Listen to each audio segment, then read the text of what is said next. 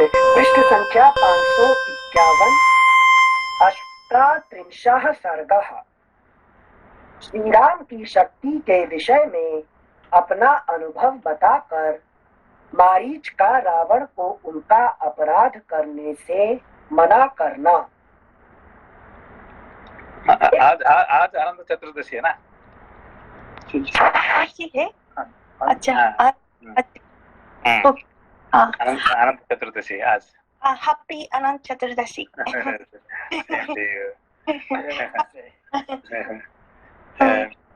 Some people also did yesterday, but some people do today. Okay. Because we are wondering, even today or yesterday or what's difficult to decide. Yeah, because some people did because one of the reason is yesterday was Sunday. Yeah.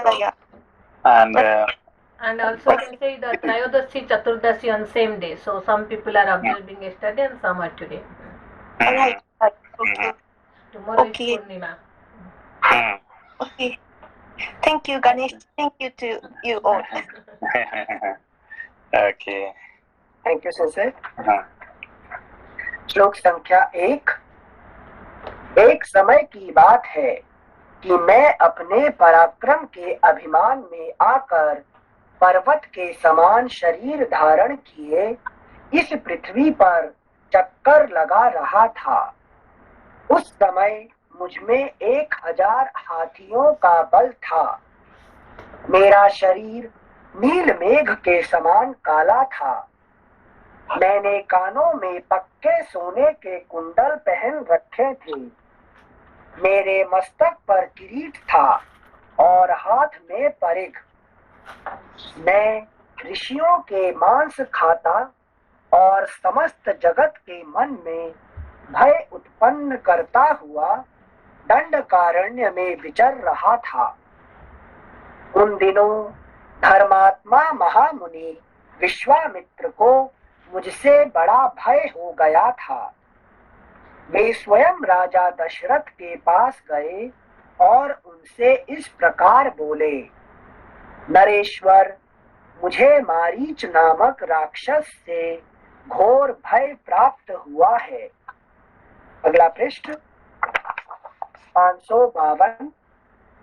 अतः ये श्री राम मेरे साथ चलें और पर्व के दिन एकाग्र चित्त हो मेरी रक्षा करें।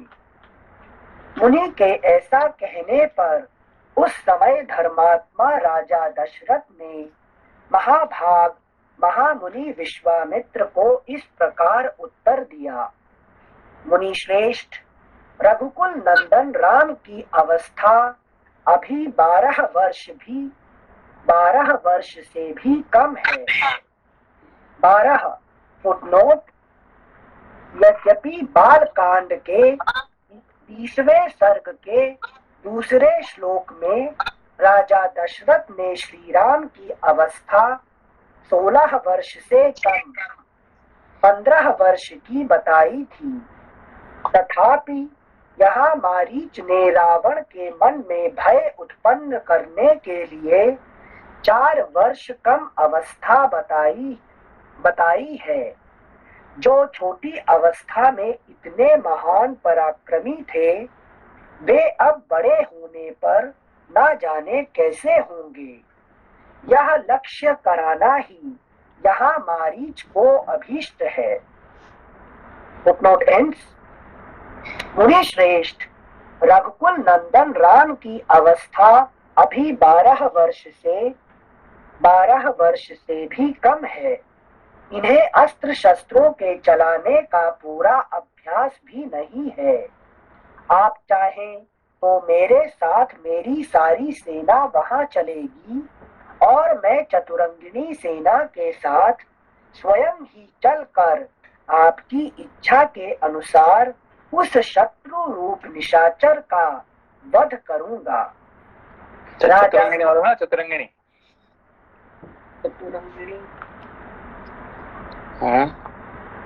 जैसे सबसे सजी धजी कवच कुंडल घोड़े हाथी सब रहते हैं उसके अंदर। लपा जी क्या है चतुरंगिणी?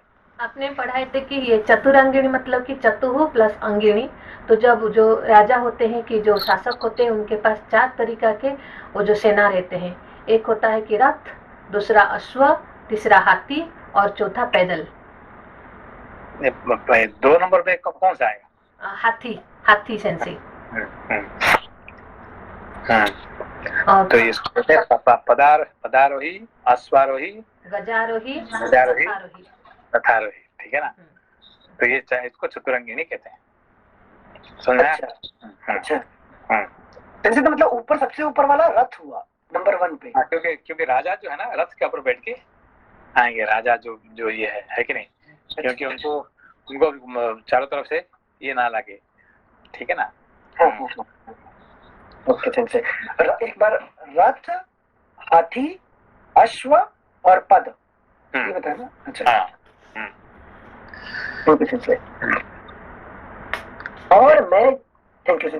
और मैं चतुरंगिणी सेना के साथ स्वयं ही चलकर आपकी इच्छा के अनुसार उस शत्रु रूप निशाचर का वध करूंगा। श्लोक संख्या 8। राजा के ऐसा कहने पर मुनि उनसे इस प्रकार बोले, उस राक्षस के लिए श्री राम के सिवा दूसरी कोई शक्ति पर्याप्त नहीं है। राजन, इसमें संदेह नहीं कि आप समर भूमि में देवताओं की भी रक्षा करने में समर्थ हैं। आपने जो महान कार्य किया है वह तीनों लोकों में प्रसिद्ध है। शत्रुओं को संताप देने वाले नरेश, आपके पास जो विशाल सेना है वह आपकी इच्छा हो तो यहीं रहे, आप भी यहीं रहें। महातेजस्वी श्री राम बालक हैं तो भी उस राक्षस का दमन करने में समर्थ हैं। अतः मैं तो क्या संदेश है? उनके ज्ञान हो जाने पर वो चतुरंगिणी सेना से भी बहुत बड़ा होता है। क्योंकि ये जो राक्षस है, कौन राक्षस है यहाँ पे? मारीच। मारीच क्या है? मरीचिका मतलब मैजिकल पावर, जो दिखता नहीं है पर है, माया प्रयोग करता है वो। नहीं, मारीच क्या, व्हाट इट रिप्रेजेंट्स?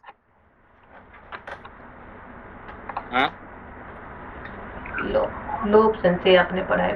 लोभ, it is the greediness. Okay, ये क्या दिखाता है? सोने का दिखा के, सोना चांदी है कि ये कौन सा रूप लेके आएगा अभी, है कि नहीं? सोने का चांदी का ये रूप लेके आपको, है कि नहीं? सोना चांदी में कुछ है ही नहीं है, मगर ये आपको लोभ दिखाने के लिए, ठीक है ना। तो ये मरीचिका दिखाते हैं, है कि नहीं? ऑलवेज, है कि नहीं? क्या है वो? चमकता है। सोना चांदी से चमकने वाला चीज जो है ना, वो आपको खींचता है। इसलिए सारे जो क्या कहते हैं, jewelleries, precious stones, jewelleries, gold, there all what? मरीचिका। क्यों मरीचिका? देयर ऑल, क्या कहते हैं वो, शाइनिंग, ग्लिटरिंग, ठीक है ना। ग्लिटरिंग करना करके आपको खींचता, आपको, ठीक है ना। इसको लोभ कहते हैं। तो लोभ, काम क्रोध, ये काम क्रोध लोभ है कि नहीं? पहला कौन आया थी? शूर्पणखा, काम। फिर कौन? खर, दूषण, इसको क्या आगे? क्रोध। अब कौन आएगा? लोभ, ठीक है ना। इस तरह से एक करके आते हैं, ठीक है ना। तो ये लोभ बन के ये आएगा, ठीक है ना। तो ये काम क्रोध लोभ ये सब बन के जो आते हैं, तो इसको सिर्फ कौन मार सकता है? ज्ञान ही मार सकता है कि नहीं? इसको चतुरंगिणी सेना नहीं मार सकता है, इसको सिर्फ ज्ञान ही मारेगा। इसीलिए विश्वामित्र कहे कि मुझे राम ही चाहिए, तुम तो बड़े है, हम जानते हैं कि तुम कितने बड़े बड़े काम किए हैं, ठीक है ना, मगर तुम्हारे जिससे ये राक्षस नहीं मारा जाएंगे, ठीक है। राम को बालक के रूप में, मतलब शरीर के रूप में समझा रहे थे या ज्ञान की अवधि बता रहे थे? नहीं, इवन ज्ञान में भी वहां तक उन्होंने परिपक्व नहीं बना था अभी तक, जो है ना, क्योंकि वो अभी तक जो है कि नहीं, वो छोटे थे। छोटे मतलब ज्ञान छोटे अवस्था में भी राक्षस को मारने के लिए सक्षम है, ठीक है ना। हाँ, तो अभी आप थोड़े थोड़े पढ़ रहे हैं, इससे भी जिंदगी में बहुत कुछ मिला शिक्षा, है कि नहीं? ऐसा नहीं कि एनलाइटेंड हो गया, वो बात नहीं है, तो भी बहुत कुछ मिला, ठीक है, थोड़ा ज्ञान में भी बहुत कुछ मिलता है, ठीक है। थैंक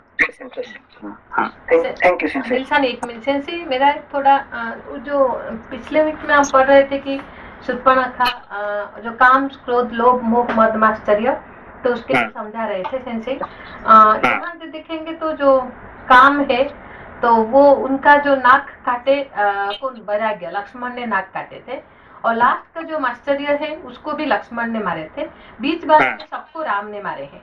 तो वो जो वैराग्य भी कहीं मारे हैं और ज्ञान भी मारे हैं, तो वो जो वैराग्य है वो खाली वैराग्य नहीं, वो ज्ञान के साथ वैराग्य, वो ये है क्या सेंसी? मतलब हम सारे ज्ञान में नहीं, always vairagya has to be together with the jnana, then only it's वैराग्य।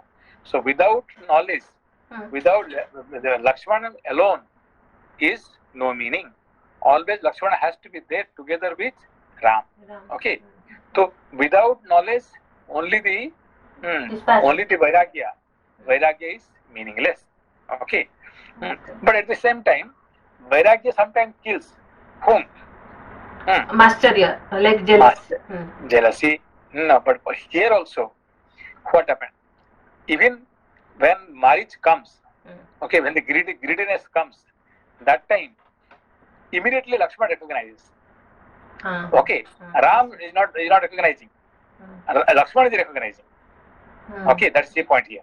This is a demon. This is not the real one. Because he has no greediness, 100% free from greediness. Okay, he has anger. He has anger, but he has no greediness. Okay. Thank you. Okay. Thank you सिंसे। समझ में आया अनिल जी? जैसे anger वाला जो last topic बोले, ही has anger, मतलब Lakshmana recognised Maricha when he came, Rama did not. But अगर वो रिकॉग्नाइज कर ले तो तुरंत मार नहीं सकते थे? नहीं, he has no power. Power is who is elder? Elder is Ram. So without the permission of Ram, Lakshman cannot do anything. Okay. If he kills immediately, then what happened? Then he disobeyed Ram. Disobeyed Ram. So as long as Ram, that's why next life, he says, sorry, I will not be your younger brother. So now he is free from that. Being the younger brother, he has to remain under the control of Ram. Okay. So next life he becomes Balram. Okay. Balram is more powerful than the Ram. Okay. Thank you, Sensei. So, Sensei, in next life, Vairagya will be higher than, in that sense? Yeah, higher, it is different. The role will be different. Okay, that time the role will be different. Okay. Thank you, Sensei. श्लोक संख्या 10। शत्रुओं को संताप देने वाले नरेश, आपके पास जो विशाल सेना है, वह आपकी इच्छा हो तो यहीं रहे, आप भी यहीं रहें। महातेजस्वी श्री राम बालक हैं, तो भी उस राक्षस का दमन करने में समर्थ हैं। अतः मैं श्री राम को ही साथ लेकर जाऊंगा। आपका कल्याण। Even though Ram is child, still he is capable of killing the demons. Okay, which you cannot do that one. Okay. मतलब आपके पास चतुरंगिणी सेना है, आप भी यहीं रहो और वो सेना भी यहीं रहे। Then फिर क्या कह रहे हैं कि तुमने लेकिन देवों का है कि सहायता किया था देवासुर संग्राम में, वो भी हम जानते हैं। Okay, but still I don't need that. Okay.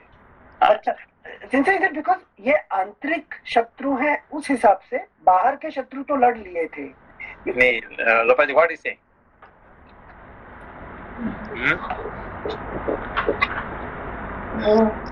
ये से बोल रहे हैं। यहाँ पे देखिए कि Anil ji, your vertical parents और ग्रैंड पेरेंट्स और your uncles, what do they say whenever you से चलो भाई, let's read Ramayana. What they will say? No, we are doing puja. I am doing daily puja. बोले क्या बोलेंगे? नहीं, हम रोज पूजा करते हैं भाई, हम रोज पूजा करते हैं। है कि नहीं? हम रामायण नहीं पढ़ने से क्या होगा? तो रोज पूजा करते हैं ना। तो रोज पूजा करना मतलब क्या? देव कार्य, they are doing all the time. Okay, so that is the power. Ahankar's power is what? Oh, I'm doing the daily puja. I'm going to temple. I'm going to puja. I'm doing this one, this worship, all this thing I'm doing. Okay, Deva Karya, Pitru Karya. That is not going to do the job of the knowledge. Okay, so that's why here. So who he is doing Deva Karya? है कि नहीं? Yes, sir. Dashrath could do Devasur Sangha. Deva Karya. Okay, so Devatas are all pleased with him. But that doesn't help with this. Not knowledge. Knowledge will not help us knowledge. Sorry, That is what I could not grasp 100%. Means Devakarya means that is not good, you mean to say? No. Not good. It's not good or bad is not the point. See, like your parents, grandparents, your people whom you know. Okay, when you say please come and study Gita, what they will say? Oh, today is Ananta Chaturdasi. Okay, we will do Ananta Chaturdasi puja or we will come and study in the Ramayana. Which is important. Okay, we have to do the puja. Okay, so doing puja is nothing wrong. It's just a good thing. But that is not going to solve the purpose of studying the Ramayana. Okay, doing puja is Deva Karya. But this is what? This is the Jnana Yajna. That is Deva Yajna. So we are Deva Yajna will be. Okay, so he is doing what? Our Dasarath is doing Deva Yajna. Okay. So all the deities are very pleased with him. Yeah, this was easy to understand. So people really give so much engrossed in Deva Yajna, they don't have the value for it. No, doing it. If you are not doing, you are wrong. Okay, they are right, you are wrong. If you are not doing. The point is that so doing Deva Yajna is not going to serve the purpose of Jnana Yajna. That's the point here. So we are not against. We are if we are not doing, we are wrong. We should do. Okay, we should continue doing Deva Yajna. We should do the Pitru Yajna. So those things should continue. But we should understand that is not going to serve the purpose of like my self-realization Jnana Yajna. So ultimate truth is Jnana Yajna, that we forget because we are busy with those. Yeah. Thank you. Okay. Thank you, Sensei. श्लोक संख्या 12। ऐसा कहकर लक्ष्मण सहित राजकुमार श्री राम को साथ ले महामुनि विश्वामित्र बड़ी प्रसन्नता के साथ अपने आश्रम को गए। इस प्रकार दंडकारण्य में जाकर उन्होंने यज्ञ के लिए दीक्षा ग्रहण की और श्री राम अपने अद्भुत धनुष की टंकार करते हुए उनकी रक्षा के लिए पास ही खड़े हो गए। उस समय तक श्री राम में जवानी के चिन्ह प्रकट नहीं हुए थे। उनकी किशोरावस्था थी। वे एक शोभाशाली बालक के रूप में दिखाई देते थे। उनके श्री अंग का रंग सांवला और आंखें बड़ी सुंदर थीं। वे एक वस्त्र धारण किए, हाथों में धनुष लिए, सुंदर शिखा और सोने के हार से सुशोभित थे। उस समय अपने उद्दीप्त तेज से दंडकारण्य की शोभा बढ़ाते हुए श्री रामचंद्र नवोदित बालचंद्र के समान दृष्टिगोचर होते थे। इधर मैं भी मेघ के समान काले शरीर से बड़े घमंड के साथ उस आश्रम के भीतर घुसा। मेरे कानों में तपाए हुए सुवर्ण के कुंडल झलमला रहे थे। मैं बलवान तो था ही, मुझे वरदान भी मिल चुका था कि देवता मुझे मार नहीं सकेंगे। मुझे वरदान भी मिल चुका था कि देवता मुझे मार नहीं सकेंगे। मतलब देव यज्ञ से मेरा रुझान नहीं है। लोग खत्म नहीं होगा, ये बढ़ेगा। क्योंकि आप जितने more you to worship, they will give you, okay, by the power of God, you get more money, you get more power, you get more house. Okay. So by the power of doing Deva Yajna, the greediness will not go away. Thank you, Sensei. मैं बल sense एक सवाल था।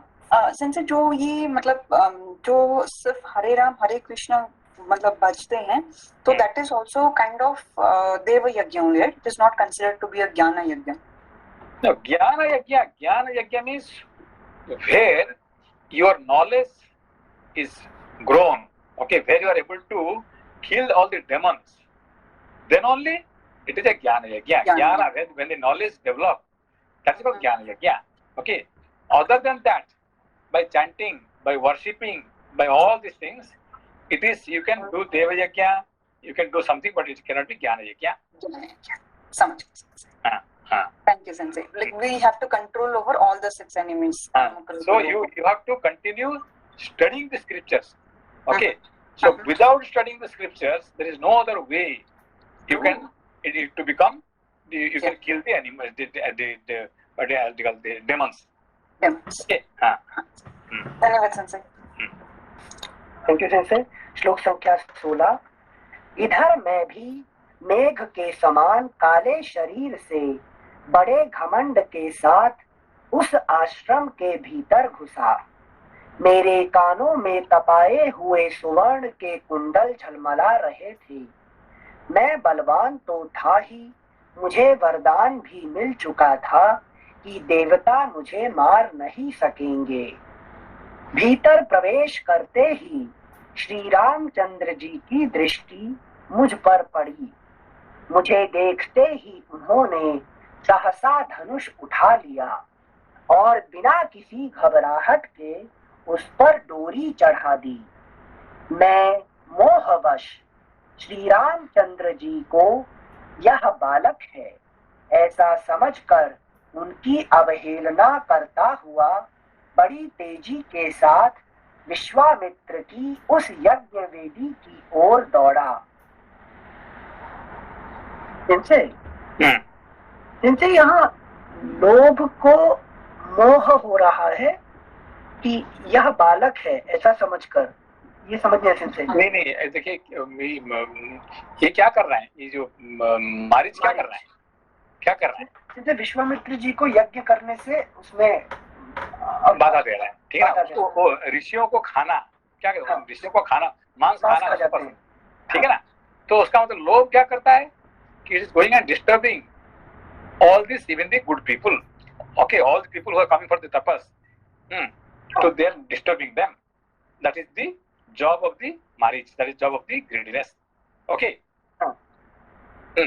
Now, so he is going to now disturb whom? Vishwamitra. Okay. So what is the problem of Vishwamitra so far? Because he has many times, because of this problem, he lost his tapas so far. Okay. Because of the greediness or something, so that he falls down. Okay. So now he does not fall down furthermore. That's why he is going to approach Ram. Okay. I have already fallen down so many times. Further I don't want. Okay. Now understood, Sensei. So Rajarshi to Brahmarshi. Thank you, Sensei. श्लोक संख्या 18. मैं मोहवश श्री रामचंद्र जी को यह बालक है ऐसा समझकर उनकी अवहेलना करता हुआ. तो अभी ये जो मारीच जो लोग क्या सोचा था कि अरे ये तो बालक है, ये तो अभी नया आया है, इसको क्या, इसको हराने तो बड़ा आसानी है. लेकिन if the great Rishi like Vishwamitra is afraid of me, then what to talk about Ram, a small boy? I can give him some toy and he'll sit down there. Okay. Okay. Thank you, Sensei. श्लोक संख्या 18. मैं मोहवश श्री रामचंद्र जी को यह बालक है ऐसा समझकर उनकी अवहेलना करता हुआ बड़ी तेजी के साथ विश्वामित्र की उस यज्ञ वेदी की ओर दौड़ा. इतने ही में श्री राम ने एक ऐसा तीखा बाण छोड़ा जो शत्रु का संहार करने वाला था, परंतु उस बाण की चोट खाकर मैं मरा नहीं, 100 योजन दूर समुद्र में आकर गिर पड़ा. समझ में आया बात को? पीछे का ऑब्जेक्टिव नहीं समझ में आया. राम जी ने बाण मारा और ये 100 योजन दूर जाके गिर पड़े. लेकिन किस कॉन्टेक्स्ट में बोल रहे हैं कि राम जी मारना नहीं चाहते थे उन्हें फर्स्ट टाइम। राम जी क्यों नहीं मारना चाहते?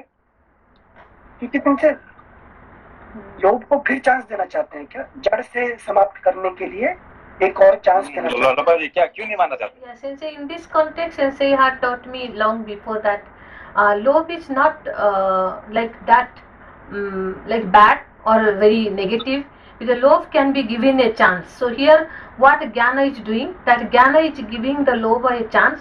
That instead of disturbing the like tapasvis like Vishwamitra, go and get Jnana. So that lova can be for material world and lova can be for the spiritual point.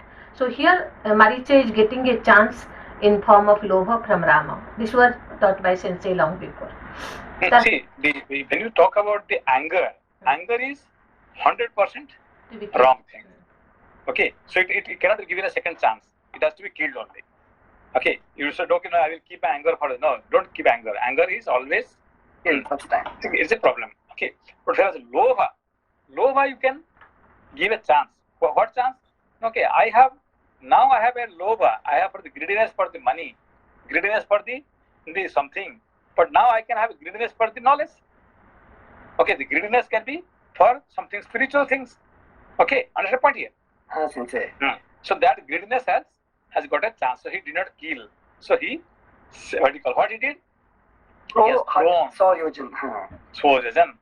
Okay, 100 योजन में फेंक दिया. उसका मतलब क्या? He postponed for long postponed. Okay.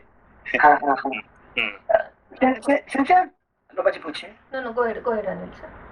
Sensei, the greediness, the word that we say greediness, that comes from my own, what should I say, the quality or gunas. Meaning, can I control that greediness? And no, greediness, you see, what ये कभी तो काम में आएगा. Okay, ये अभी नहीं है, कभी तो काम में आएगा. उसको रख लो. Keep it. It will help someday. It will help someday. Like, so that you postpone it. That postpone is here. What is keeping? He has 1,000 kilometers. He has thrown. Okay, postpone for innumerable time. Postpone for innumerable time. Okay. My room is filled with that postponed items. Okay. कभी तो काम में आएगा. Here, if I remember correctly, and maybe Sensei can correct if I am wrong, because when he was explaining me, among these 6 enemies, Kama, Krodha, Lobha, Moha, Mada, Matsarya, if you see Krodha, then Mada, then Matsarya, all these must be killed as soon as possible. There is no further chance to be given such qualities in us. If Matsarya is coming, we should understand it is definitely going to ruin us, so we have to kill. But in case of Lobha and Kama, we have to give a chance. Even to Kama also, he punished. He did not kill at once. The reason is, without Kama, we cannot live the life. Because till the time the physical body is there, desire must be there. But how to make the direct those desires? For that, Rama is giving the chance by cutting her nose, giving a chance that now is the time to rectify yourself. Similarly, in case of Lobha. But other enemies, you must kill at once, no second thought, no chance. That time Sensei had taught. Okay. Thank you, Sensei. Thank you, लोपा जी. श्लोक संख्या 19 एक बार फिर से पढ़ रहे हैं. इतने ही में श्री राम ने एक ऐसा तीखा बाण छोड़ा जो शत्रु का संहार करने वाला था, परंतु उस बाण की चोट खाकर मैं मरा नहीं. 100 योजन दूर समुद्र में आकर गिर पड़ा. अगला पृष्ठ 553. तात वीर श्री रामचंद्र जी उस समय मुझे मारना नहीं चाहते थे, इसीलिए मेरी जान बच गई. उनके बाण के वेग से मैं भ्रांत चित्त होकर दूर फेंक दिया गया और समुद्र के गहरे जल में गिरा दिया गया. तात फिर दीर्घ काल के पश्चात जब मुझे चेत हुआ, तब मैं लंकापुरी में गया. इस प्रकार उस समय मैं मरने से बचा. अनायास ही महान कर्म करने वाले श्री राम उन दिनों अभी बालक थे और उन्हें अस्त्र चलाने का पूरा अभ्यास भी नहीं था. तो भी उन्होंने मेरे उन सभी सहायकों को मार गिराया जो मेरे साथ गए थे, इसलिए मेरे मना करने पर साथ कौन गया था? मरीज के साथ बोलिए क्या? जो हिरन और था ना, लपा जी कौन गए थे? जब राम सुबाहु उसका भाई सुबाहु, उसका माँ ताटका है कि नहीं, माँ, उसका भाई, उसका बाकी जो जो चिले चपटे थे सबको मार दिए, है कि नहीं? Subahu and Tataka and company okay, and company. हाँ से श्लोक संख्या 22।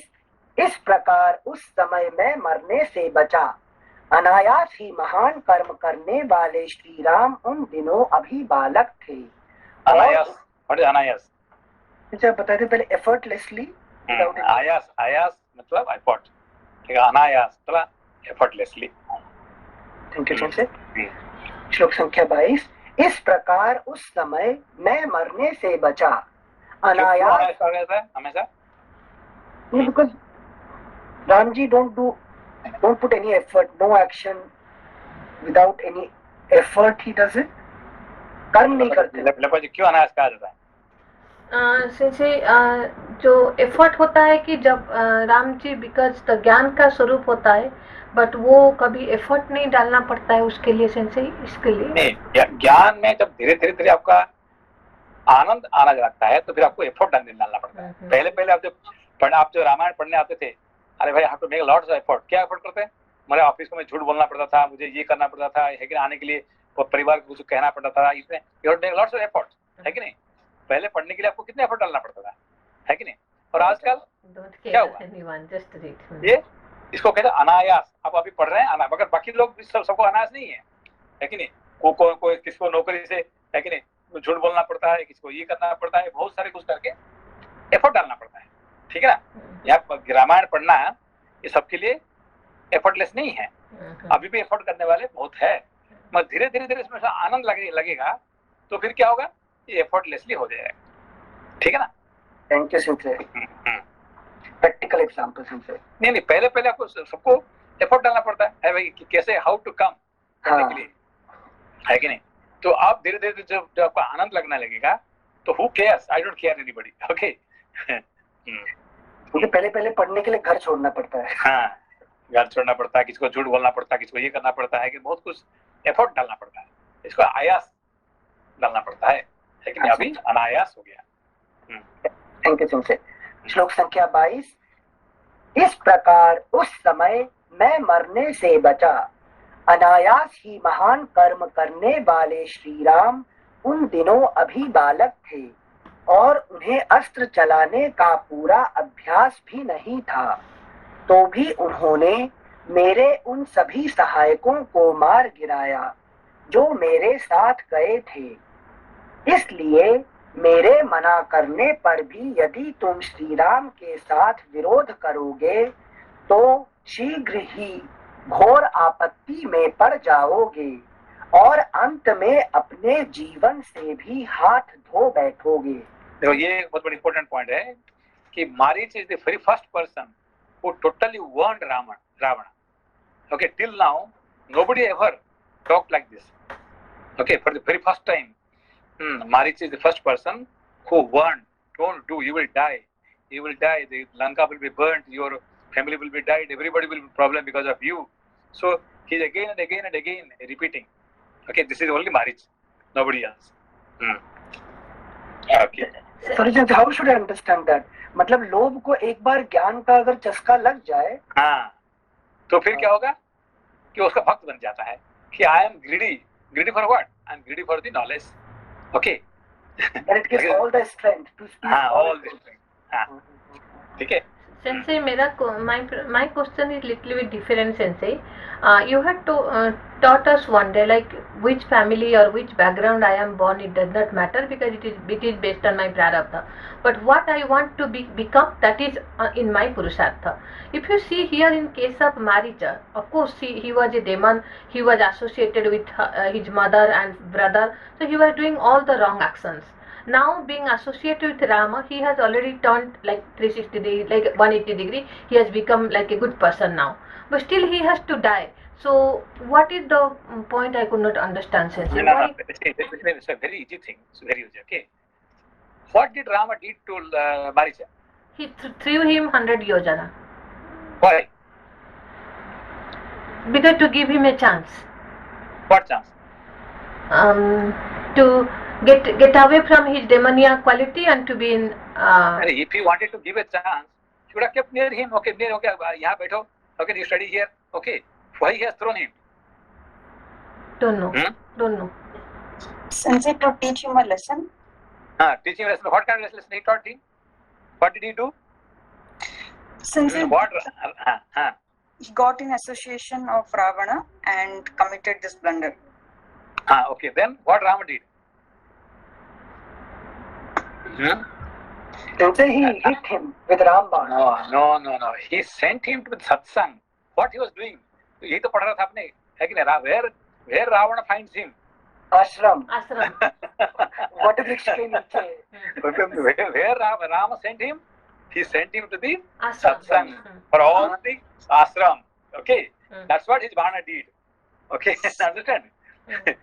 Yes, Sensei. But Sensei, he has to die now. He has to be like he was not like. Okay, no, forget now. For the time being, where Rama sent him? Ashram. Under Banyan tree. So you go. Don't be in a radical.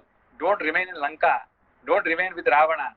Now you go and do satsang. Sit down with all the sages. Study the scriptures. That is the radical Ramban did.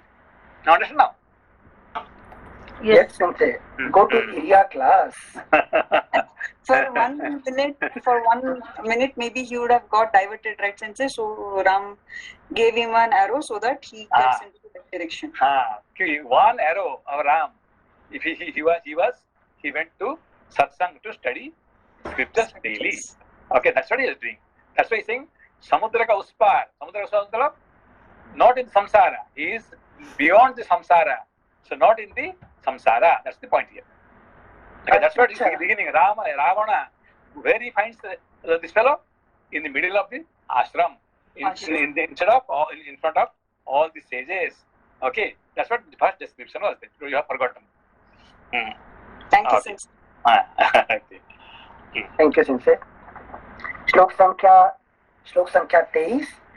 इसलिए मेरे मना करने पर भी यदि तुम श्री राम के साथ विरोध करोगे तो शीघ्र ही घोर आपत्ति में पड़ जाओगे और अंत में अपने जीवन से भी हाथ धो बैठोगे। खेल कूद और भोग विलास के क्रम को जानने वाले तथा सामाजिक उत्सवों को ही देख देख कर दिल बहलाने वाले राक्षसों के लिए तुम संताप और अनर्थ मौत बुला लाओगे। मिथिलेश कुमारी सीता के लिए तुम्हें धनियों की अट्टालिकाओं तथा राजभवनों से भरी हुई एवं नाना प्रकार के रत्नों से विभूषित लंकापुरी का विनाश भी अपनी आंखों देखना पड़ेगा। Again, if you take radical Sita, then definitely everything will be burned, everything will be finished. That's what he has warned beginning.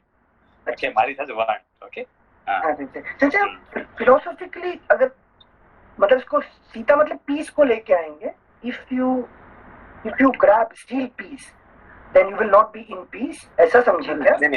Usually for the Rajasic person, what is Shanti? Action. Since action. So, if I do lots of action, okay, I will get lots of money. I will have many people. I have many buildings. I have many vehicles. Then I can be happy. That's what a Rajasic person dreams. Okay, happiness is not studying Ramayana. Right. Happiness is making money, remaining with the family, okay, having many friends, relatives, okay, going to different parties. Then only you can be happy. That is what Ravana's happiness means. Okay.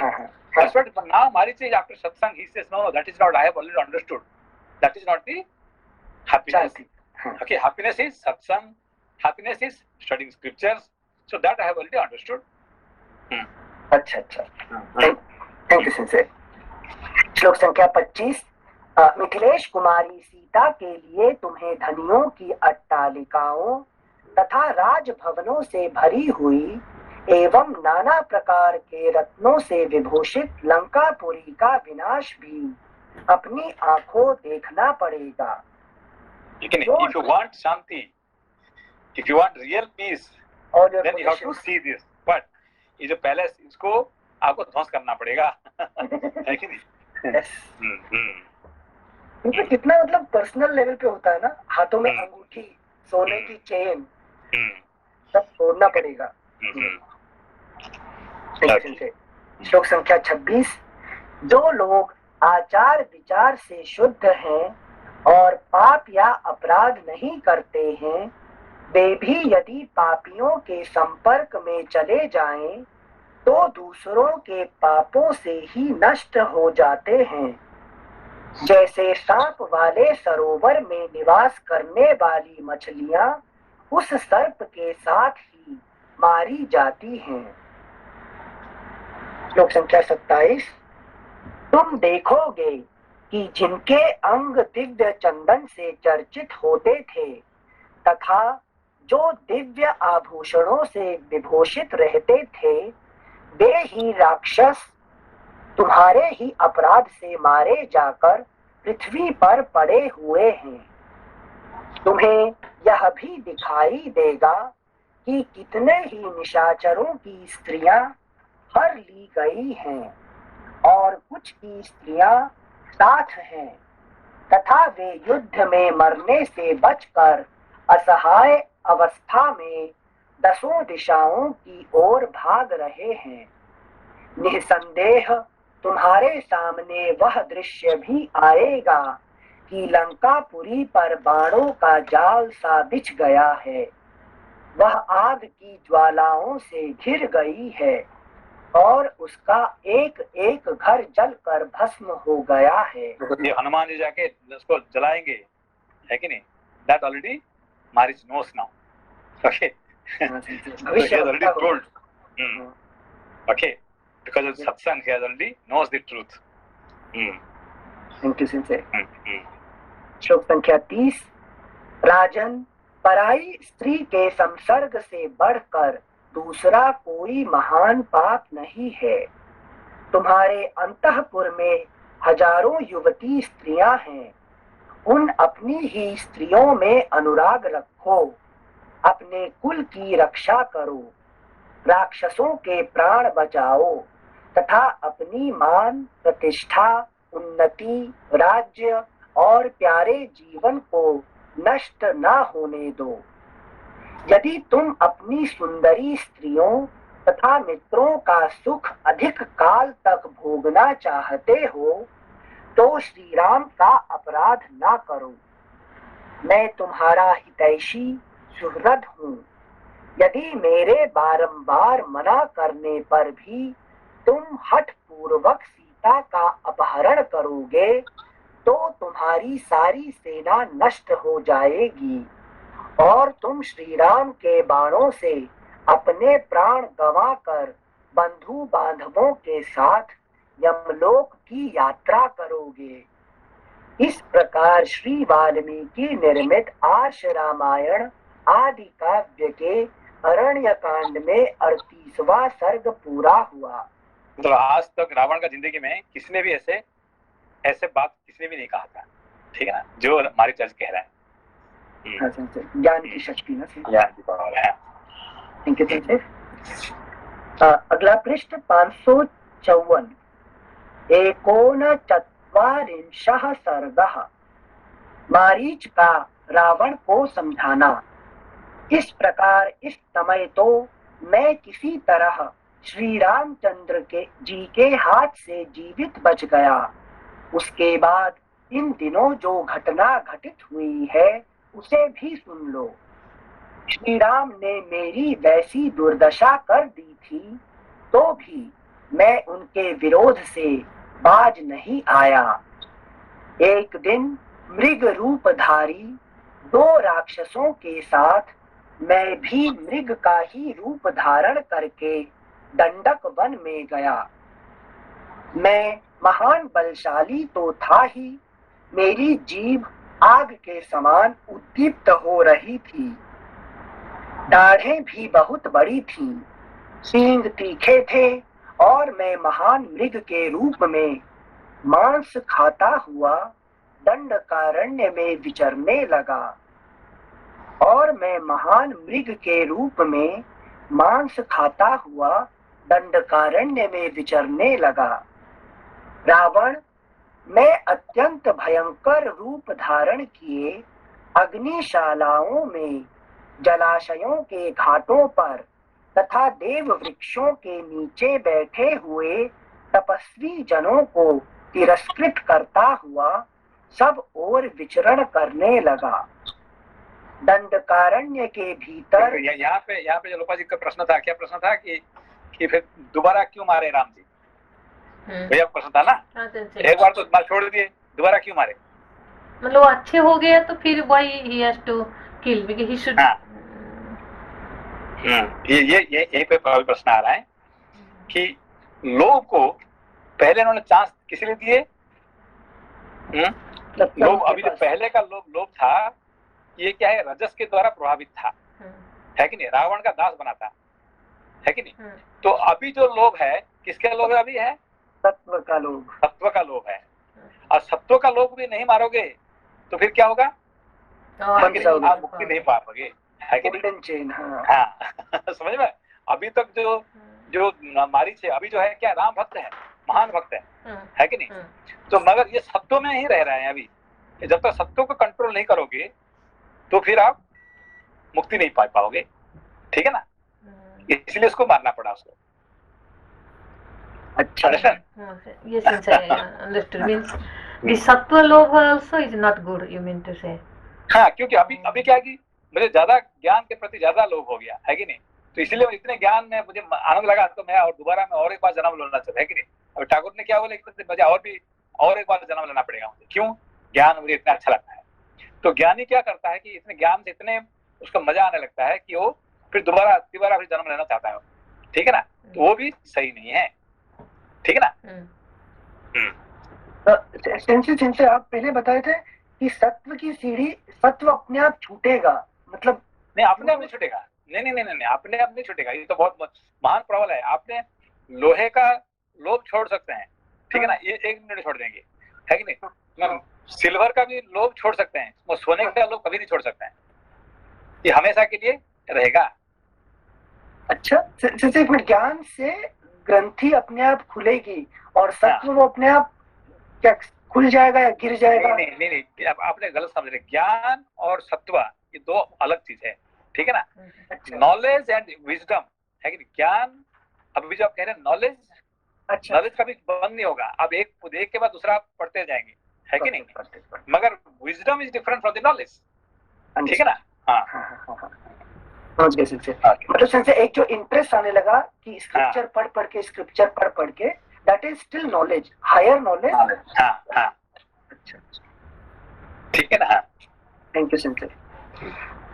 श्लोक संख्या 4। रावण, मैं अत्यंत भयंकर रूप धारण किए अग्निशालाओं में, जलाशयों के घाटों पर तथा देव वृक्षों के नीचे बैठे हुए तपस्वी जनों को तिरस्कृत करता हुआ सब ओर विचरण करने लगा। अभी समझ में आई ये क्या है? दोबारा पढ़िए। श्लोक संख्या 4। रावण, मैं अत्यंत भयंकर रूप धारण किए अग्निशालाओं में। देखो अग्निशाला क्या कर रहा है? यज्ञ कर रहा हूँ, मैं यज्ञ कर रहा हूँ, है कि नहीं? मैं हवन कर रहा हूँ, है कि नहीं? देखो मैं कितने, आप लोग क्या करते हैं? आप बैठ के तपस्या कर रहे हैं, मैं तो हवन कर रहा हूँ अग्नि, है कि नहीं? मैं ये कर रहा हूँ, मैं वो कर रहा हूँ, है कि नहीं? ये सब जो है ये फिर ये अहंकार फिर बढ़ जाता है, ठीक है ना? Thank you सिंसे। रावण, मैं अत्यंत भयंकर रूप धारण किए अग्निशालाओं में, जलाशयों के घाटों पर तथा देव वृक्षों के नीचे बैठे हुए तपस्वी जनों को तिरस्कृत करता हुआ, है कि नहीं, मैं देव पूजा कर रहा हूँ, है कि नहीं, मैं उपवास कर रहा हूँ, मैं ये कर रहा हूँ, है कि नहीं, ऐसे ये फिर ये बढ़ जाता है। तथा देव वृक्षों के नीचे बैठे हुए तपस्वी जनों को तिरस्कृत करता हुआ सब ओर विचरण करने लगा। दंडकारण्य के भीतर धर्मानुष्ठान में लगे हुए तापसों को मारकर उनका रक्त पीना और मांस खाना, यही मेरा काम था। दंडकारण्य के भीतर धर्मानुष्ठान में लगे हुए तापसों को मारकर उनका रक्त पीना और मांस खाना, यही मेरा काम था। मेरा स्वभाव तो क्रूर था ही। मैं ऋषियों के मांस खाता और वन में विचरने वाले प्राणियों को डराता हुआ रक्तपान करके मतवाला हो दंडक वन में घूमने लगा। क्या मांस खाना है इस सब के लिए क्या टाइम वेस्ट कर रहे हैं ऋषियों का, उनके साथ झगड़ा कर रहे हैं? टाइम, एनर्जी, रिसोर्सेज को जो नष्ट कर रहा है, इसको कहते हैं कि जब रजस गुण आ जाता है कि नहीं, तो फिर क्या करता है कि ये देखो मैंने कितने पूजा किया है, मैंने कितने हवन किया है, मैंने कितने ये बनाया वो, है कि नहीं, तो इस सब क्या होता है कि ये पे अहंकार का रूप ले लेता है, क्रिया है कि नहीं। हाँ जैसे तो यहाँ पर मारीच सत्व में आ चुके हैं और उसके बाद वापस से अहंकार सत्व में आज का मतलब 100% सत्व भी नहीं है। अच्छा, anyway he is always the subordinate of Ravan, है कि Ravan's गुण has not gone, Rajas गुण has not totally has departed. Okay, Sattva is there in the mind, but body is still Rajas.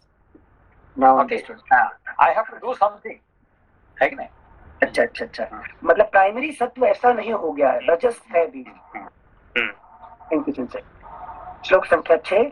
मेरा स्वभाव तो क्रूर था ही। मैं ऋषियों के मांस खाता और वन में विचरने वाले प्राणियों को डराता हुआ रक्तपान करके मतवाला हो दंडक वन में घूमने लगा।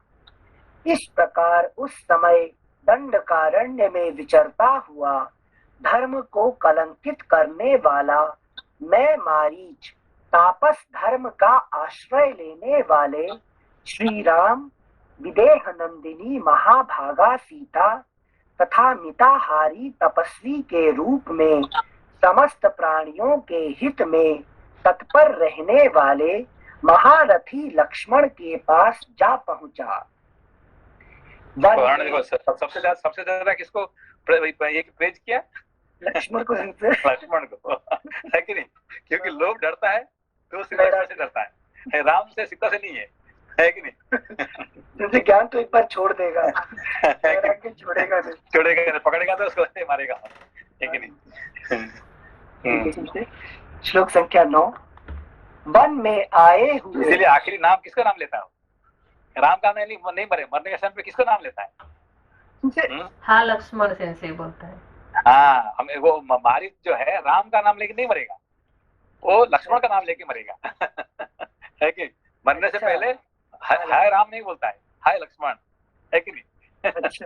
बाकी सब मरेंगे तो रावण मरेगा तो राम बोल के मरेगा, ठीक है ना, सभी लोग राम नाम लेकर मरेगा, मगर मारीच सिर्फ लक्ष्मण का नाम में मरेगा, है कि नहीं। ये फर्स्ट टाइम है कि नहीं। हमें लगा था कॉन्स्पिरेसी के हिसाब से बोले थे। नहीं, वो लक्ष्मण का नाम ही लेके मरेगा वो मरने से आखिरी दिन, है कि नहीं, आखिरी समय पे। राम नाम नहीं है, लक्ष्मण का नाम, इसीलिए उसने प्रेज कर रहा लक्ष्मण को। श्लोक संख्या 9। वन में आए हुए महाबली श्री राम को यह एक तपस्वी है ऐसा जानकर उनकी अवहेलना करके मैं आगे बढ़ा और पहले के वैर का बारंबार स्मरण करके अत्यंत कुपित हो उनकी ओर दौड़ा। उस समय मेरी आकृति मृग के ही समान थी, मेरे सींग बड़े तीखे थे। उनके पहले के प्रहार को याद करके मैं उन्हें मार डालना चाहता था। मेरी बुद्धि शुद्ध न होने के कारण मैं उनकी शक्ति और प्रभाव को भूल सा गया था। हम तीनों को आते देख श्री राम ने अपने विशाल धनुष को खींचकर 3 पैने बाण छोड़े जो गरुड़ और वायु के समान शीघ्रगामी तथा शत्रु के प्राण लेने वाले थे। झुकी हुई गांठ वाले वे सब तीनों बाण जो वज्र के समान दुस्सह अत्यंत भयंकर तथा रक्त पीने वाले थे, एक साथ ही हमारी ओर आए। मैं तो श्री राम के पराक्रम को जानता था और पहले एक बार उनके भय का सामना कर चुका था, इसलिए शठता पूर्वक उछलकर भाग निकला। भाग जाने से मैं तो बच गया, किंतु मेरे वे दोनों साथी राक्षस मारे गए। इस बार श्री राम के बाण से किसी तरह छुटकारा पाकर मुझे नया जीवन मिला और तभी से संन्यास लेकर समस्त दुष्कर्मों का परित्याग करके स्थिर चित्त हो योगाभ्यास में तत्पर रहकर तपस्या में लग गया। दो बार उन्होंने प्राण बचाया है कि नहीं? संजय, दूसरी बार प्राण इसलिए बचा कि उनको पहले से आभास था कि मैं मर ही जाऊंगा, राम बाण फिर से लगा। लोग को आभास हो जाता है। अच्छा संजय, एक दूसरी बार जब ठोकर लगती है तो याद रहता है कि पहले का। श्लोक संख्या 14। इस बार श्री राम के बाण से किसी तरह छुटकारा पाकर मुझे नया जीवन मिला और तभी से संन्यास लेकर समस्त दुष्कर्मों का परित्याग करके स्थिर चित्त हो योगाभ्यास में तत्पर रहकर तपस्या में लग गया। अब मुझे एक एक वृक्ष में चीर, काला मृग चर्म और धनुष धारण किए श्री राम ही दिखाई देते हैं। लेकिन I started looking everywhere, है कि नहीं? श्री राम ही मुझे दर्शन करते हैं, मतलब ज्ञान ही है कि नहीं, दर्शन होता है कि नहीं? अनुभूति हो गई, अनुभूति हो गई। श्लोक संख्या 15। अब मुझे एक एक वृक्ष में चीर, काला मृग चर्म और धनुष धारण किए श्री राम ही दिखाई देते हैं, जो मुझे पाशधारी यमराज के समान प्रतीत होते हैं। रावण, मैं भयभीत होकर हजारों रामों को अपने सामने खड़ा देखता हूँ। अगला पृष्ठ 555। यह सारा वन ही मुझे राममय प्रतीत हो रहा है। राक्षस राज, जब मैं एकांत में बैठता हूँ तब मुझे श्री राम के ही दर्शन होते हैं। सपने में श्री राम को देखकर मैं उद्भ्रांत और अचेत सा हो उठता हूँ। रावण, राममय हो गया जिंदगी उसका, है कि नहीं? जहां भी दिखता है राम ही दिखता है, ठीक है ना? रावण, मैं राम से इतना भयभीत हो गया हूँ कि रत्न और रथ आदि जितने भी रकारादि नाम हैं, वे मेरे कानों में पड़ते ही मन में भारी भय उत्पन्न कर देते हैं। कितने बढ़िया, मतलब कितने सुंदर वर्णन है कि नहीं? रकारांत सब कुछ शब्द है, राम ही मुझे प्रतीत होता है कि नहीं? संजय, राममय जीवन होना तो भयभीत क्यों हो रहे संजय? भय क्योंकि देखिए, आपको धीरे धीरे जब पता चल जाता है लाइफ के बारे में, तो किसने आपको कहा कि आप लंबा जिंदगी जो मैं लंबा जिंदगी क्यों जीऊं भाई, है कि नहीं? जब तक मैं जीऊं, है कि नहीं, स्वस्थ से जीना तो ठीक है, ना तो जल्दी खत्म होना, जल्दी चला जाना अच्छा है। लंबा जिंदगी जी कि हम क्या क्या करने आता है कि नहीं? तो जब पता चल जाता जिंदगी का यही अर्थ है, तो अब फिर क्या आपको लगेगा, आपको, है कि नहीं? Not to waste even 1 second, है कि नहीं? फियर आ जाता है, कभी भी जीवन समाप्त हो सकता है।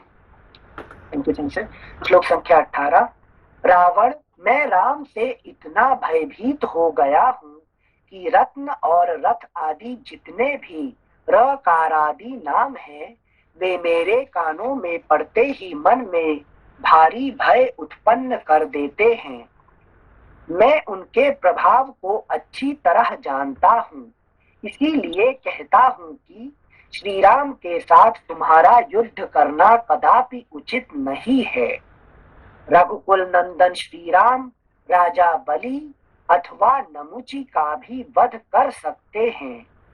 रावण, तुम्हारी इच्छा हो तो रणभूमि में श्री राम के साथ युद्ध करो अथवा उन्हें क्षमा कर दो, किंतु यदि मुझे जीवित अभी समझ में क्या बोले रघुकुल नंदन?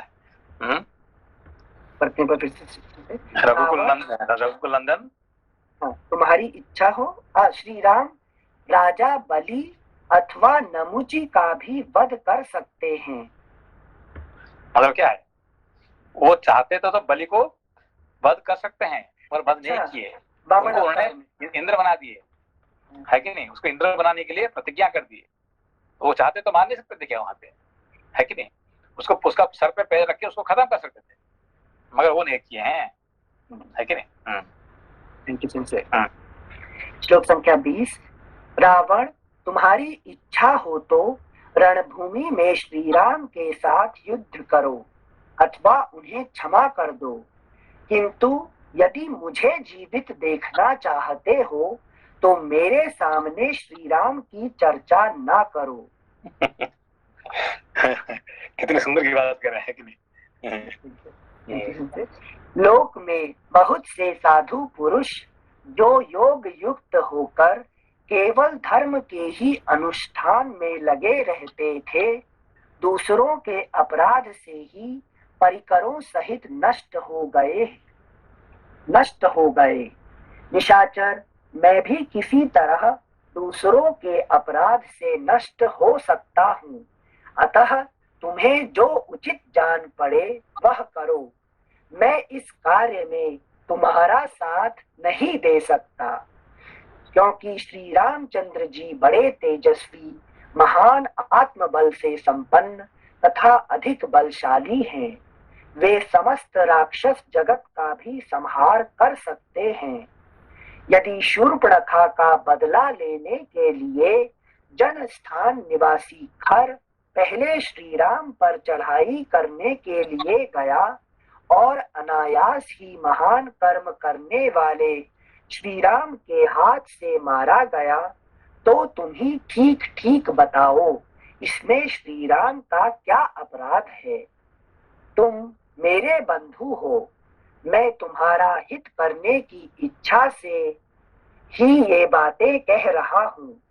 यदि नहीं मानोगे तो युद्ध में आज राम के सीधे जाने वाले बाणों द्वारा घायल होकर तुम्हें बंधु बांधवों सहित प्राणों का परित्याग करना पड़ेगा। इस प्रकार श्री वाल्मीकि निर्मित आर्ष रामायण आदि काव्य के अरण्य कांड में 39वां सर्ग पूरा हुआ। देखो, रावण के सामने ऐसा कहने वाला कोई है अभी तक? कोई नहीं है। नहीं, जैसे भी मारीच कह सकता है बात, है कि नहीं? ठीक है, ओके। कल ट्यूसडे है सही, फिर परसों पढ़ेंगे। हाँ, ओके। नमस्कार सर। नमस्कार।